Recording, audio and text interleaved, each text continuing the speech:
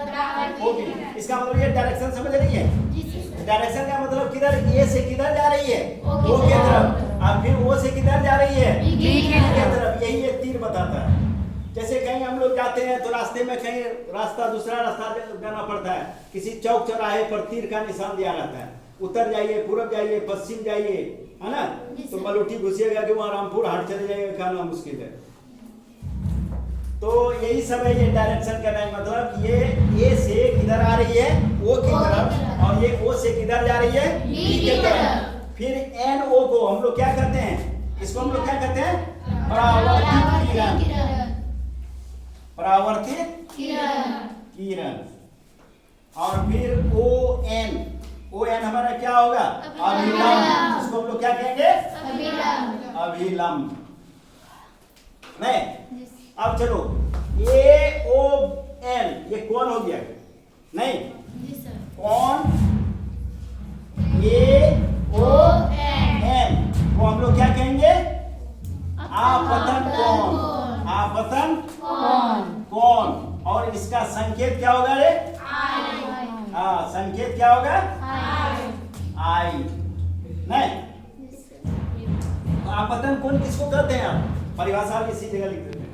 आपतन कोण आपतित किरण और अभिलंब के बीच बने कोण को क्या कहते हैं? आपतन कोण कहते हैं। यानी आपतित किरण और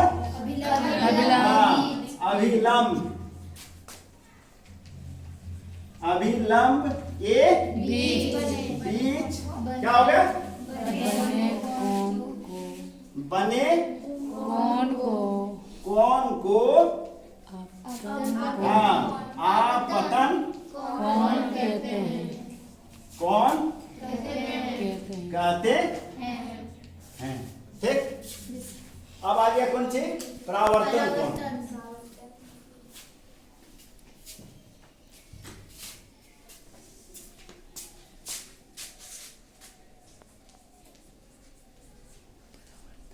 परावर्तन कोण। तो परावर्तन कोण कौन क्या हो जाएगा? N O B. यानी ये हो जाएगा कोण एन ओ बी। और इसका संकेत क्या होगा? आर। ये क्या हो गया तुम्हारा? संकेत। ठीक है। अब इसका परिभाषा क्या होगा? कि अभिलंब और परावर्तित किरण के बीच, नहीं, अभिलंब और परावर्तित किरण के बीच बने कोण को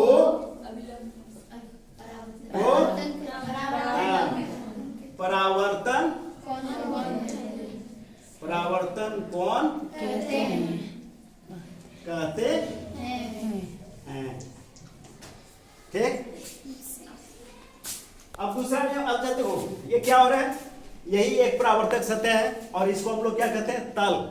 नहीं, जैसे तुम लोग कोऑर्डिनेट में पढ़ती है, त्रिभुज के क्षेत्रफल, जब त्रिभुज का क्षेत्रफल क्या होता है? 0 होता है, तो तीनों बिंदु क्या होते हैं? संरेख होता है। एक तली वही होता है संरेख, यानी एक ही रेखा पर तीनों बिंदु होंगे तो वो क्या होंगे? एक तली होगा, या एक ही जगह होगा, वो क्या होगा? एक बिंदु पर एक ही तल, या लिख देगी एक ही बिंदु पर होते हैं तो सब चलेगा। समझ गया? तो कुछ भी लिख सकती है, एक ही तल पर होते हैं या एक ही बिंदु पर होते हैं। ऐसे भी देख लो, ए ओ एन ओ और ओ बी कहाँ पर है? यही ओ बिंदु पर ही है ना, इसलिए दोनों चलेगा, कोई दिक्कत नहीं है। तो अब चलो कि दूसरा नियम क्या कहता है? कि आई बराबर आर, यानी आपतन कोण और परावर्तन कोण हमेशा क्या होते हैं? बराबर होते हैं।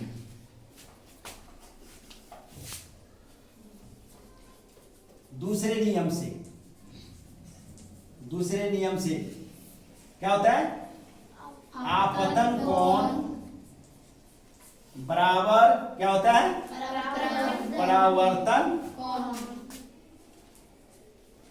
परावर्तन कोण।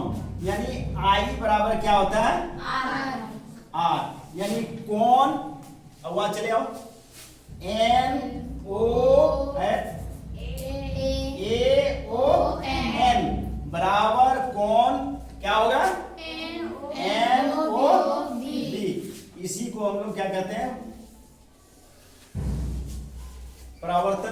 दूसरा। ठीक है। और कुछ है इसमें?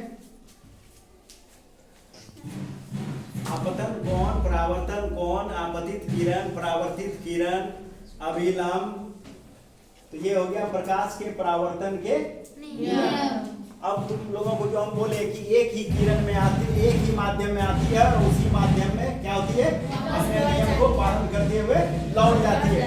अब देखो यहाँ से ये किरण आ रही है, फिर कहाँ लौट रही है, उसी में। चाहे ये सघन माध्यम हो या विरल माध्यम हो, तो प्रकाश के परावर्तन जो होते हैं वो उनके लिए सिर्फ एक ही माध्यम में होती है। प्रकाश का अपवर्तन जो होता है वही किसके माध्यम के लिए होता है, दो माध्यम के लिए, तीन माध्यम के लिए। कि जब एक माध्यम से दूसरे माध्यम में प्रवेश करेगी तो वहाँ सघन और क्या होगा, विरल। तो वहाँ अपने नियम को पालन करते हुए क्या करती है, कभी मुड़ जाती है और कभी अभिलंब से दूर भाग जाती है। तो चलो हम लोग आते हैं इसके बाद किस पर, इसको